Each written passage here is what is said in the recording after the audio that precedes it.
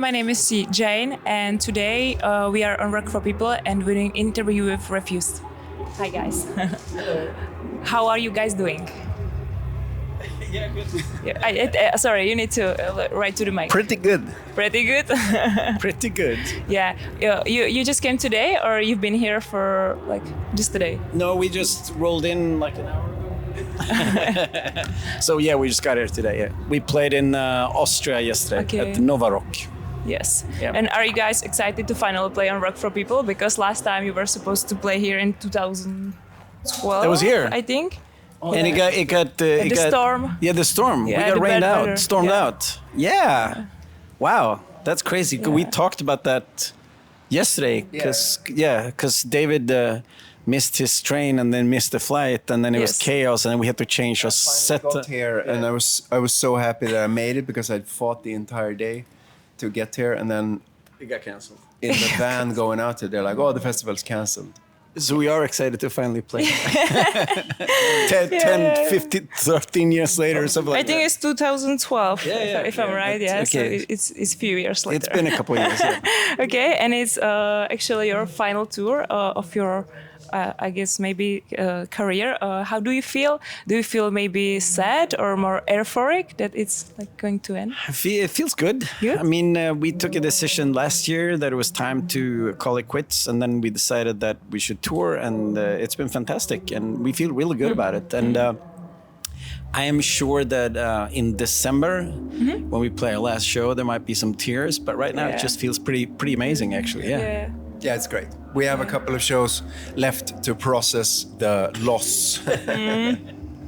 Yeah, and what was the impulse that you wanna like call it the last tour maybe of your? Well, I mean, me and David started the band in 1991, and I think one of those deals were always like, if one of us doesn't want to do it, then we shouldn't do it. And David said last year that he didn't want to do it anymore, and we should do something different.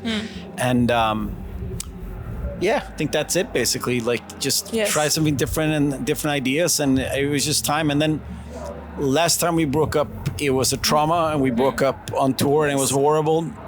And then this time we said, if we're gonna break up, let's celebrate it, and let's give people a chance to hear these songs one more time, and then we can go out and have fun and don't feel the pressure of to enjoy it. Yeah, just to enjoy it. So that's kind of what spurred it on. He didn't want to do it anymore. No, but it's we all want to make different types of music, and Refused kind of gets in the way because there's always a lot of people who want us to do things, and there's always offers for all kinds of stuff, and it's hard to say no as long as the band is active, and then you tend to push other more interesting stuff away. So we'd rather make unpopular music that we love ourselves than keep doing this, because we've given our audience a lot through the years. So it's understandable. And through the years, when you had some like the breakups that you weren't playing together, did you guys like stay in touch, or you go separate ways? That was actually the best era for our friendship. When we didn't have a band together, we had a lot of fun. And then as soon as we have a band, we disagree on everything. So it's one of the reasons to end the band is also for our friendship's sake. I'd rather be friends with Dennis than play in the band. And you had some times that you just said like, let's play together, and you had like a random rehearsal, like just random playing together. Yeah, bands are strange.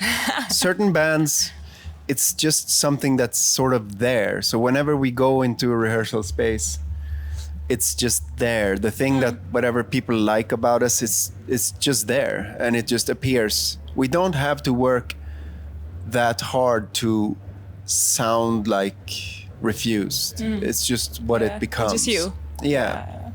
It's real nice. And when it comes to your music, your album, The Shape of Punk to Come, is like the, I guess, thing that it's really big right now, and it has even its own tribute album after 25 years from its release. What does it mean to you personally that it's been also been listened to younger generation now? it's flattering, but it's also different forms of expression and different artworks shift meaning because of who's receiving it. So for someone who grew up with the same type of music that we did, people our age, it meant something. It was like a combination of certain things, and it was like maybe even a culmination of a certain thing. But for a younger audience who grew up on totally different music, it probably means something entirely different that we actually don't even understand. I don't know what the music means to them, but it's very interesting, at least, that people still like the album. Yeah, it's a wild thing to be. I mean, the record's almost now 30 years since we recorded, like 28 years since we recorded the record, and it's kind of wild to have a record that still resonates. Yeah, still resonates, and people still talk about it, and like every interview, like, oh shit, we have to talk about this record again. But it's a privilege. I mean, most people when they start a band, they can only dream about the fact that they have a record that's so important to people. And I mean, it is wildly important to us. Like everything we've done, sort of been colored by this record. So I mean, it's pretty fantastic. Like you can't get away from that. Yeah, maybe that's also because you are kind of associated with leftist ideas. Your left-wing politics is kind of here in Europe. Sometimes it's viewed as something extreme, even though it's mostly about solidarity, equality, anti-fascism, and so on. Maybe that's the reason why people come back to your music like now through the younger generation. Maybe it's more important. Like I hope so. I mean, and I think it's when in the 90s, we were seen as extreme leftists, and we are still extreme leftists. We are very much a revolutionary band. Like sometimes people say, "Oh, you liberal bullshit." We're like, no, we're revolutionaries. We believe that music has a vital power, and both me and David are obsessed with words and the written word. And I think that having a band that has these ideas and that you can put it out to a younger generation, it is great because. The way the world looks right now, I think you need some sort of change, and activism. So I think it's great that people hear our music and they're like, let's start a revolution. I think that's fantastic. And do you maybe think it's more understandable for them than what it was in the 90s? It was harder for you in the 90s, maybe.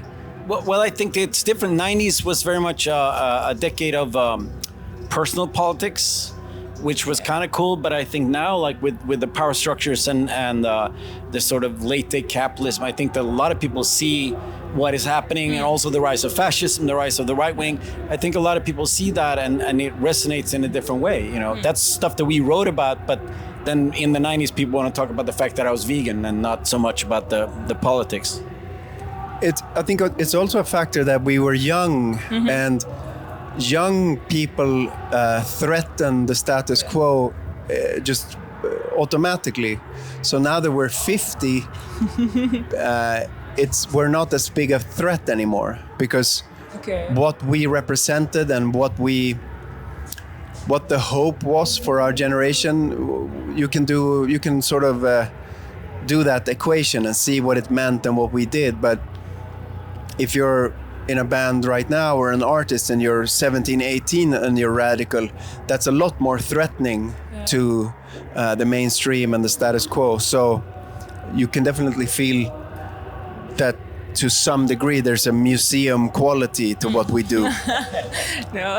You know what I mean? Yeah, I understand you. I never thought about something like that maybe younger generation, if they touch something like similar that you touched, it's more powerful for them. Yeah.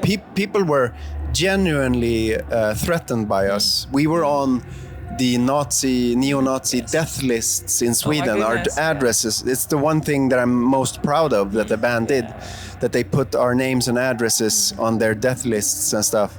So when we were young, we really provoked people. People were very, very upset and angry with us a lot, which is a wonderful feeling when you're young. You feel immortal, like they're scared of us. This is great. And do you maybe think that today's current music scene needs to be more political than what it is now? We need violence in the streets. I don't know what we need in art. We need.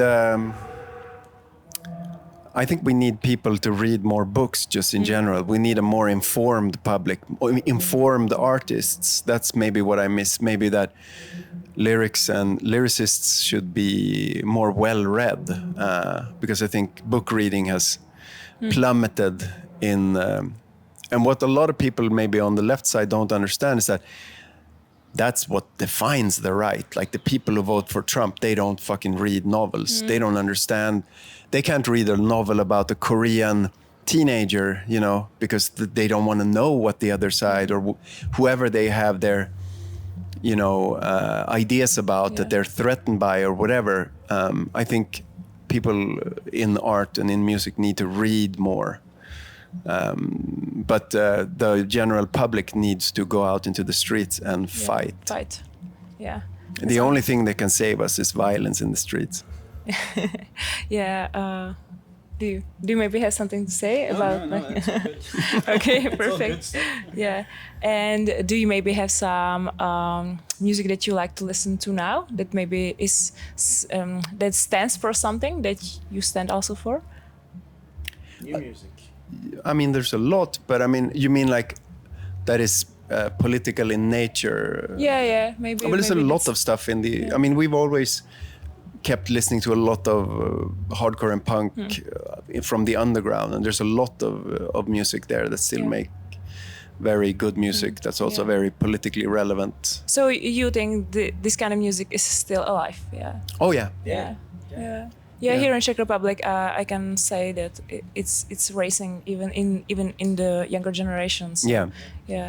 Okay. I mean, just like an example, I live in a small town up north where we're from, and the punk shows there, it's like people are radical, people are political, and it's like a really cool scene happening with young people, and it's definitely something that's well needed. And then I do wish more mainstream artists should speak up, but your bands like Fountains DC that's playing tonight, that's been very outspoken. You got bands like Kneecap that are very outspoken, and so you know, I mean, there are political, bigger mainstream, not mainstream, but alternative acts that are out there talking about politics, which I think is great. And you know, the more we expose people to these ideas, the more people will go out to the streets. Yeah. Okay, and maybe for the end, something more. Like enjoyable. Younger audience maybe know you also for the cyberpunk, for the video game that you've been a part of. Yeah. You provided music to the fictional band Samurai. Yes. And how did that collaboration happen? And how do you feel that you kind of became a voice of digital character by Kinuris? Here it was so. So the producer of CD Projekt Red wrote me a DM on Instagram. That's how it happened. Yeah, wow. And he said, "Do you want to sing on this video game that we're doing?" I'm like, yeah, maybe. And then he's like, "Well, the band is like a fictional band, and it's based on Refused." And then he said, "Can you ask the Refused guys if they want to do it?" I'm like, "Yeah, I'll ask them." And then they were like, "Yeah." It was already based on you. Yeah. His idea was to base the music on Refused, and There were 2 or 3. Maybe 2 main composers for the game, and one of them was an old Refused fan. So he thought of us when they were going to have a band within the game, and he also came to Stockholm and worked with us. So he actually wrote one of the songs in a Refused style, and it really did sound like us, like a version of us, which was very cool. Yeah, so we enjoyed it. Yeah, and do you play games yourself? No. Which is interesting because I'm also in the game called like Hellsinger where I sing, and but no, I don't even own a console. I try to do other stuff with my time, but no. But it was a great experience. It was a great experience, and it was also a cool contrast because usually when Refused. I mean, it takes us like 5 years to do a record, and I think we did the Samurai 6 tracks in like not even 2 weeks, 10 days or something like that. Yeah, so it was great. It was a cool experience. Yeah. Okay, So that's all for me. Thank you so much for your time. Thank you. Hope Thank you for having enjoyed us. it. And we are excited for the show. Finally happen here Yeah, for people. I think it's going to Okay. happen tonight. Okay. Yeah. Cool. Thank All right, you. thank you so much.